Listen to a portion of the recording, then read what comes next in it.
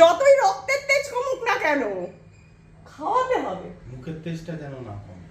বাড়িতে ঢুকবো একদম নিজের বিছানা মানে নিজের বিছানায়। এই চা খাওয়ার নেশাটা সত্যি কথা বলতে কার থেকে এসছে বল? দাদাই ফাইনালি আমার প্যাকিং ডান। 1500 টাকার জুতো 599, আমার 100 টাকার জুতো নিয়ে এসছো। আমি ভিডিও কল করে দেখবো তো।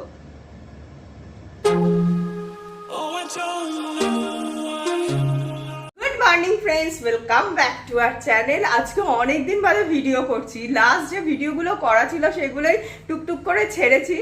এত শরীর খারাপ আমাদের তিনজনেরই হয়েছিল, যার জন্য ভিডিও করার কোনো মুডই ছিল না আর কি, তো ভিডিও করতেও পারিনি।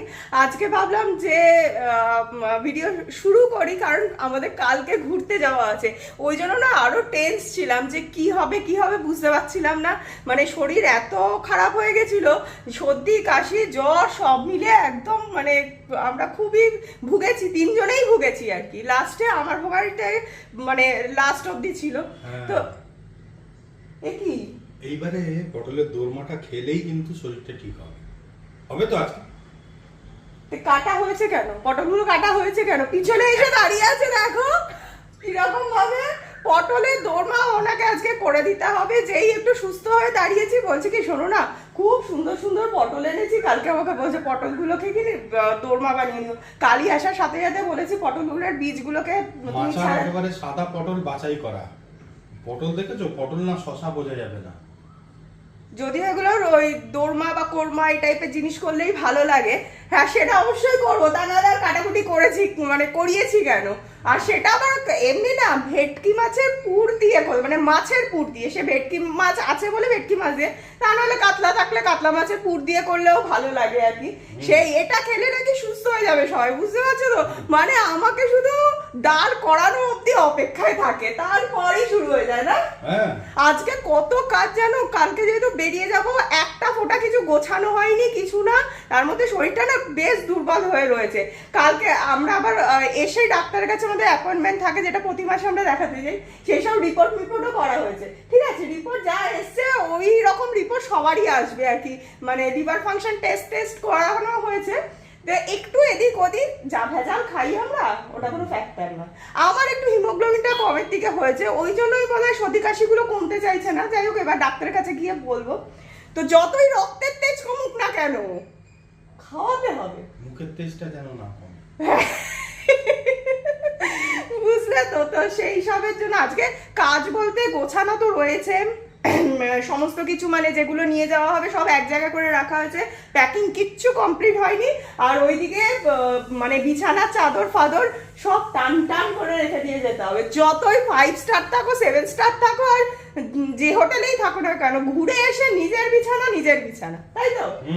একদম টান টান করে। তার মানে প্রচুর কাজ রয়েছে। পটলের দোরমা হবে আর সাথে করে দেবো হচ্ছে ডাল। কি বলবে চিউড়ি? কি বলবে তুমি? মাকে কিছু বলবে? বুঝতে পারছো কি আজকে তোমাকে ওই বাড়িতে রেখে আসা হবে তুতুর কাছে? চিউড়ি কি বলবে মা? কি বলবে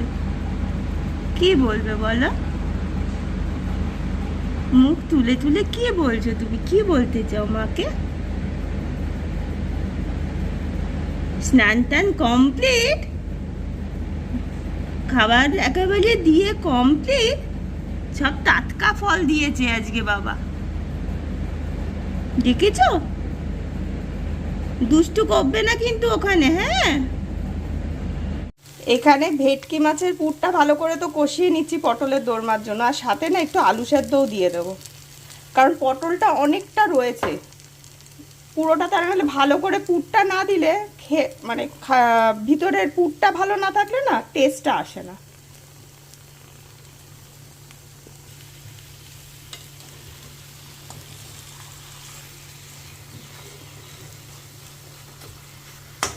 এটা একটু আরেকটু কষবে, তারপর ঠান্ডা করে পুর ভরা হবে।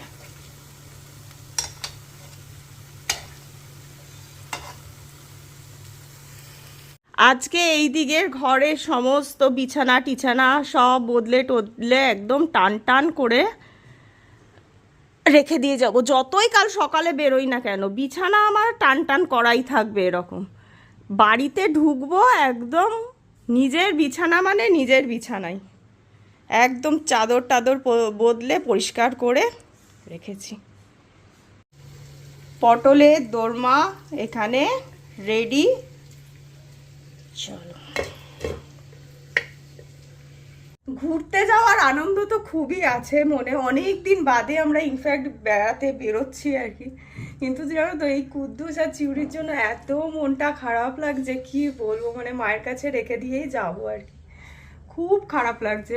আর দেখেছো তো মানে কিরকম ডাকে, শুনতে পেয়েছো কিনা জানি না, খুব আস্তেই ডাকে ওরা, কিন্তু ওরা বুঝিয়ে দেয় মানে ওরা এইটুকু প্রাণ হলে কি হবে, প্রতিটা মুহূর্তে এত আদরের ওরা আমাদের কাছে, এটা একটা খুব কষ্টের। তো যাই হোক, কিছু করার নেই, এখানটা জায়গাটা সত্যি মনটা খুব খারাপ লাগছে। ওইদিকে পটলের দোরমা তোমার কমপ্লিট হয়ে গেল, কিন্তু বরচাষবাবু বললেন যে একটা কাজ করো, ছোট্ট করে একটা ডিমান্ড করবো। আমি বললাম কি বলো, বেরোনোর আগে বলছে। বলছে ডাল করো না আজকে, বরঞ্চ ওই কাড্ডি টাইপের যেটা করো সেটা করে দেবে, বড়িটা তো রয়েছে। বললাম ঠিক আছে চলো, যথা আজ্ঞা। কারি বানানোর জন্য বড়িগুলো এরকম ভেজে নিয়েছি, আজকে বড়ি দিয়েই কারিটা বানিয়ে দেবো, তাড়াহুড়োতে আর বড়া বানাবো না। রায়েশের একটা ব্যাপার আছে যে ও ভাবে যে বললেই রান্না হয়ে যায়, এই কারি খাবো মানে এখনই কারি খাবো, তো সেই জন্যই কারিটা বানিয়ে নেওয়া হচ্ছে। কিন্তু মানে যদিও ইজি রান্নাটা, তা হলেও বলার সাথে সাথে করানো খুব মুশকিল। আর আমার দিদি যেন সেদিন বলছিল বোঁদে দিয়ে নাকি কারিটা দারুণ খেতে হয়, তো জানি না, শুকনো বোঁদে দিয়ে, আমার যে দিদি আমেরিকায় থাকে ও ওখান থেকে বলছিল শুকনো বোঁদে দিয়ে করবি দেখবি খুব ভালো হয়। তো সেই সময়টা আর পাইনি, আজকে এমনি বড়ি দিয়েই করে দিচ্ছি। আর এখানে তো দই আর সব গুলে নিয়েছি, এটাও দিয়ে দিলাম। কি বলতো, রান্না একটু আগের থেকে গুছিয়ে না রাখলে দুম করে বললে কিছুই করা যায় না। আর একটু জল দিয়ে দাও তো গালে, একটু পাতলা হোক, কারণ এই ইয়েগুলো না, বড়িগুলো ভীষণভাবে জল টেনে নেয়। নুনটা দেওয়া হয়নি, একটু নুন দিতে হবে।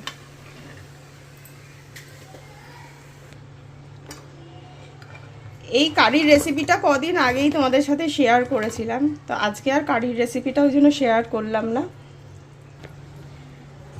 কারিতে সবসময় ছোক লাগালে সেটা বেশি ভালো হয়। তো এখানে দিয়ে দিয়েছি হচ্ছে সর্ষে, একটুখানি কালারের জন্য কাশ্মীরি লঙ্কা গুঁড়ো, আর একটু দিয়ে দিচ্ছি ধনেপাতা কুচি। বাবা কি জোর আগুনটা উঠেছিল।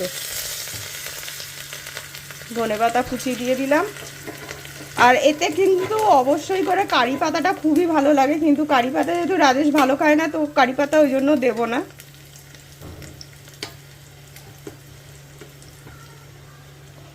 চলো এটা এবার ছোক লাগিয়ে দিই।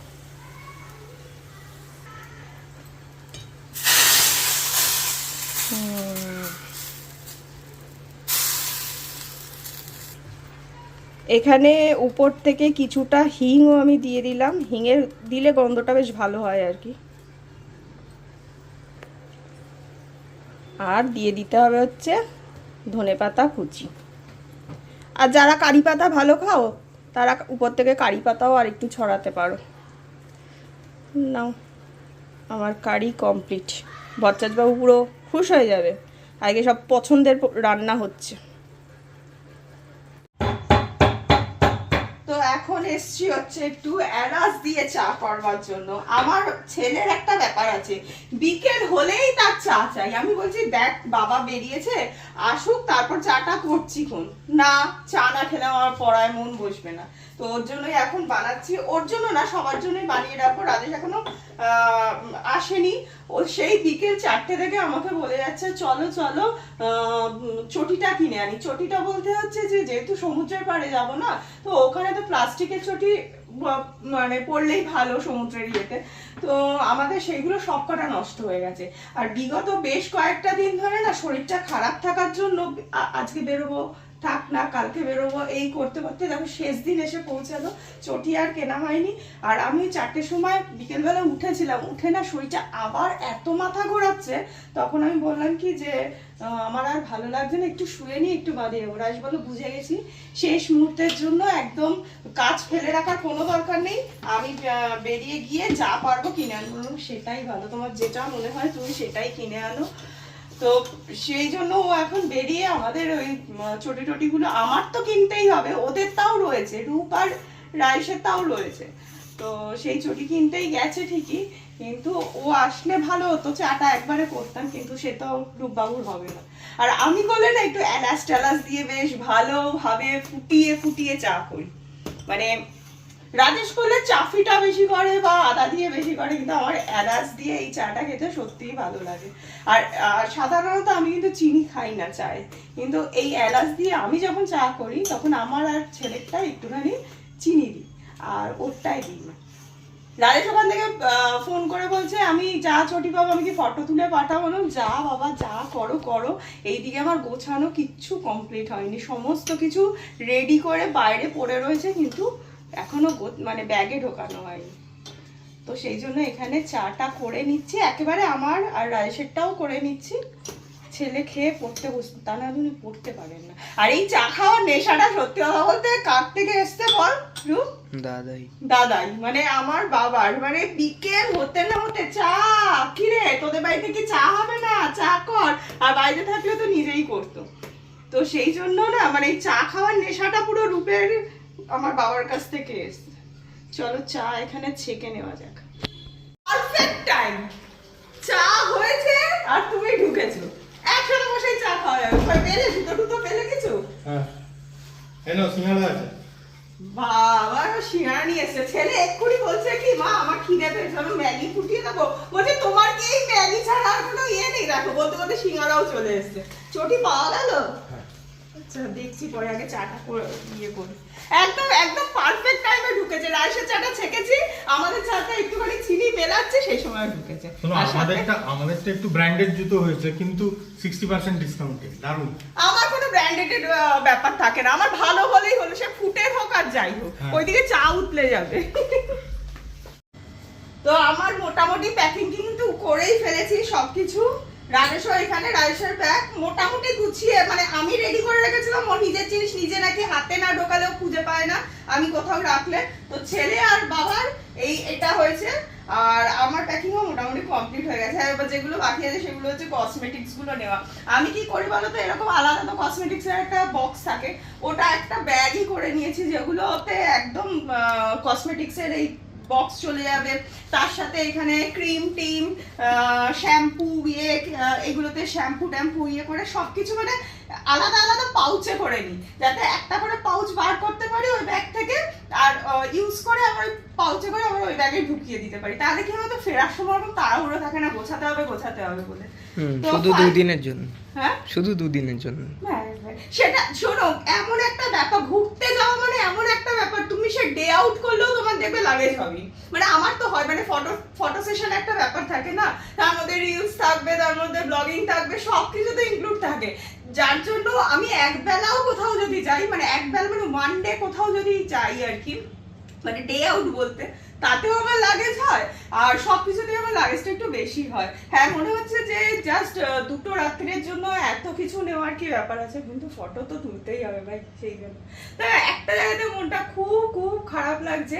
দেখো এই ব্যাগটা বার করেছি ঠিকই, প্রতিবার আমাদের সাথে আমার হ্যামস্টার গুলো যায়, এবার না ওদেরকে অ্যালাউ করলো না, মানে যে হোটেলে উঠবো আমরা বলেছিলাম, যদিও পেট অ্যালাউড নয় ছিল, কিন্তু রিসর্টটা আমাদের ভালো লেগেছিল।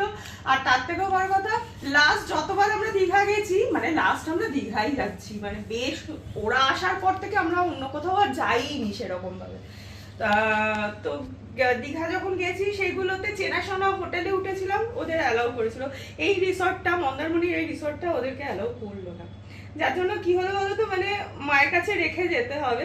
আর প্রতি বছর ওদেরও একটা লাগেজ গোছানো হয়, তো এবছরও গোছানো, মানে এবছর মানে এবারও গোছানো হবে, কিন্তু ওরা থাকবে মায়ের কাছে, ওইটাই মনটা খুব খারাপ লাগে। মানে সাথে থাকলো ঠিক আছে, হোটেলের রুমে রেখে গেলাম, এসি চালিয়ে টালিয়ে সবকিছু করে রেখে গেলাম, ওরা থাকছে ঠিক আছে, কিন্তু আমি জানি মাও খুব যত্নেই রাখবে। আসলে আগেও কি হয়েছে, মানে আগেও যে আমি এক দুবার রেখে বেরোইনি সেরকম না, কিন্তু তখন বাবাই ছিল না, মায়ের অনেকটা সুবিধা হতো। আর এরা তো খুব দুষ্টু না, খুব মনটা খারাপ লাগে ওদের জন্য, মানে ওদের ছেড়ে যেতে আমার ভীষণ কষ্ট হয়। তো ওদের ব্যাগও গোছানো হবে কিছুক্ষণ বাদে, ওরাও মায়ের কাছে চলে যাবে, রাজেশ আর রূপ গিয়ে রেখে আসবে। তো চলো, এই হচ্ছে ফাইনালি আমার প্যাকিং ডান। ছোটির সম্ভারও চলে এসছে, শুধু যাওয়ার অপেক্ষা, তাই তো? কি ডিসকাউন্ট পেয়েছো? কত পেলে? 60% করে ডিসকাউন্ট। 60% করে? কোথায়? Fashion factory? Fashion factory. হ্যাঁ, এই আমাদের বাড়ির এখানেই। 1500 টাকার জুতোটা 599 করে। এক একটা 1500 টাকা ছিল, সেটা 599। তো হেভি প্রফিট পেলো। বাবা, আমার 900 টাকা নিল। ওটা কত নিল? 100? হ্যাঁ, তোমাদের 1500 টাকার জুতো 599, আমার 100 টাকার জুতো নিয়ে এসছো, তারপরে মন্দারমণি জলেতে গিয়ে আমার ছিঁড়ে গেল। ওই জুতোই পরো। ওটার জন্যই তো মেনটেনেন্সেরও তো ব্যাপার আছে, কতদিন চলবে ওই হিসাবে কেনা হয়েছে। না না, ভালোই চলে। না না, মা কতদিন চালাতে পারবে? মা কতদিন চালাতে পারবে? ছেলের কথাটা বুঝতে পারছো? হ্যাঁ। আসলে আমি চটি আর ব্যাগ না বেশি দিন রাখি না, আমার ভালো লাগে না, মানে আমি চেঞ্জ করতেই থাকি, সেই জন্য বলতে আর কি। তো ওদের এখন যাওয়ার সময় হয়ে গেছে, একটুখানি আদর খেয়ে নিয়ে তারপরে একেবারে রাত্রিবেলা গিয়ে দিয়ে চলে আসবে দাদা আর বাবা মিলে না। তোমরা কিন্তু খুব ভালোভাবে থাকবে, দুত্তু করবে না চিংড়ি। আমি কুদ্দুসকেও বলে দেবো দুত্তু করতে না। আসলে ওদের না মানে একটা ইয়ে হয়, কোথাও রেখে গেলে ওরা একটু ভাবে মানে কোথায় চলে এলাম, একটা ইনসিকিউরিটি ফিলিং হয় জানি। যদিও মায়ের ওখানে ভালোই থাকবে, তাহলে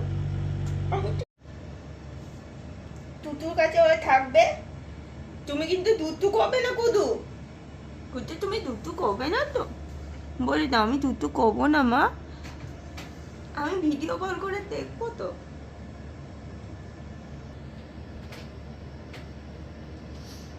টুটুকে ডিস্টার্ব করবে না, ঠিক আছে? আমরা দুদিনের মধ্যে চলে আসবো। রাজেশ আর রূপ এই বেরিয়ে গেল, ওদেরকে নিয়ে মায়ের কাছে রেখে আসবে। মনটা খুব খারাপ লাগছে আমার। প্রথম চিক্স থাকতে একবারই আমি ওদেরকে মানে ওকে চিক্সকে রেখে গেছিলাম, এরা দুজন তো আমার সাথে ঘুরেছে, কুদু তো তাও মানে কুদ্দুস তো একদম নতুন, আর বাকি মানে চিউড়ি টিউড়ি আমাদের সাথে যেখানে গেছি সেখানেই ঘুরেছে, কিন্তু এবারটা রেখে যেতে হচ্ছে আর কি। তো যাই হোক, মনটা ভীষণ খারাপ লাগে ওদের জন্য, মানে ওরাও বোঝে, ছোট প্রাণ হলে কি হবে, ওরাও তো বোঝে যে না খাঁচা থেকে বেরোচ্ছি না, কিছু তো একটা অন্য জায়গা। মনটা খুব খারাপ হয়ে গেছে।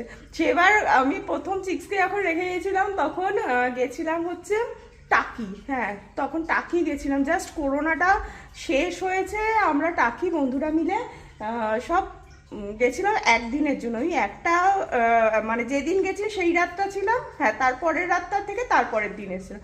ওই দুদিন আমার পুরো প্রাণ পুরো ইয়ে প্রচণ্ড কান্নাকাটি করেছিলাম, তারপর থেকে নিয়েই যেতাম। তো এবারটা আর হলো না, ঠিক আছে নেক্সট টাইম একদম ঠিকঠাকভাবে জিজ্ঞেস করে নিয়ে তারপরেই প্ল্যান করব। চলো আজকের মতো টাটা, তাহলে একদম নেক্সট ভিডিওতে দেখা হচ্ছে সোজা মন্দারমণিতে। Tata, good night.